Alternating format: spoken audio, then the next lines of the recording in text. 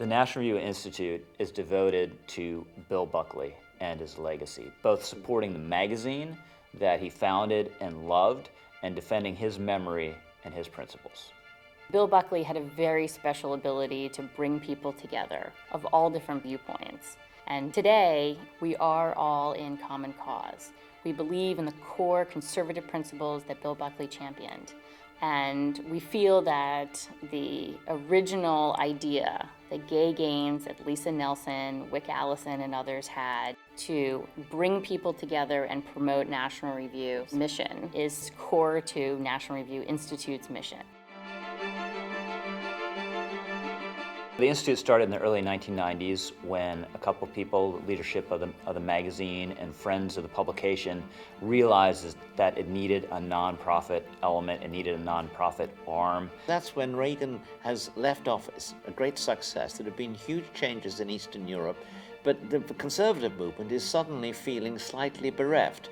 So National Review found itself in a situation in which it was a bit uncertain about its future as a magazine. We were kind of struggling and trying to figure out a way to make sure that National Review and the legacy of William F. Buckley would live on. We needed an angel, and we needed an angel who was actually active, and we found that angel in Palm Beach.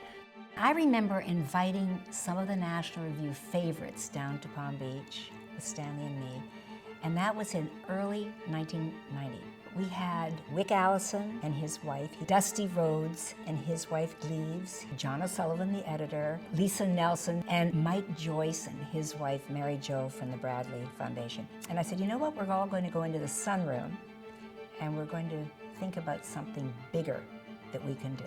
The big thing was, how can we get an institution that will mean the magazine can continue more or less indefinitely, but that also develops other ways of broadcasting the conservative message to millions of Americans who otherwise wouldn't hear it? And the answer was the National Review Institute. We knew what we wanted to do and we knew what we wanted to create and build, and it was through that weekend that National Review Institute was conceived of and really created. I thought to myself, well, this is really going to be a big thing, a big deal. One of the first things we did was to hold a conference. Now, that's a fairly common thing, isn't it? But this conference took place at the end of the first week of the Clinton administration, inauguration week. We knew that we had to convene a group of people who would figure out how to respond to this new president. We thought that we would put together a meeting in DC in January of 200 or 300 people. In the end, we got 1,100 people at the Mayflower. Thank you all for coming.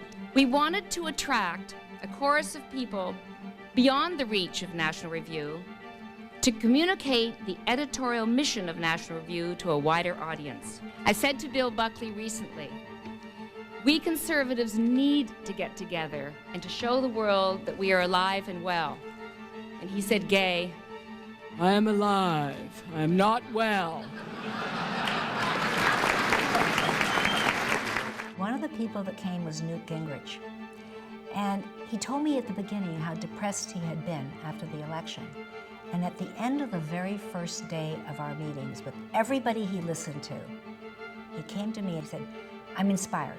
We've just got to roll up our sleeves and get back to work. After that conference, we had a conference in Chicago. We had a conference on the Eastern Shore of Maryland, California. We went to Italy. Everybody who was invited to attend was expected to speak up, argue, and we were steamrolling our thoughts around the world. It's so important to remember that what Gay wanted to do was strengthen the movement of people who supported the National Review magazine.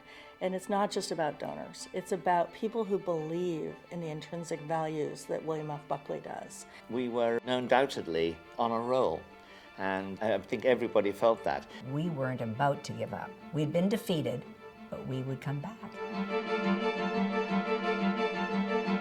Our mission at National Review Institute is to preserve and promote the legacy of William F. Buckley.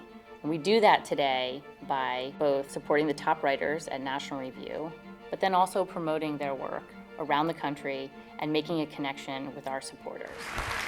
The National Review Institute's Ideas Summit. Series celebrating the life and legacy of William F. Buckley Jr. We feel that meeting people, not only bringing them to us with our big conferences, but to see them in their hometowns allows us the opportunity to get to know them.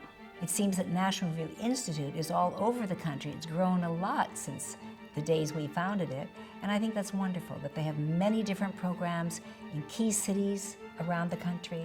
I'm thrilled to hear about that. The Institute has reached an entirely new level to revive and preserve the legacy of Bill Buckley. Bill was once invited to a baseball game by a friend, and he said, "No thanks, I've already been to one."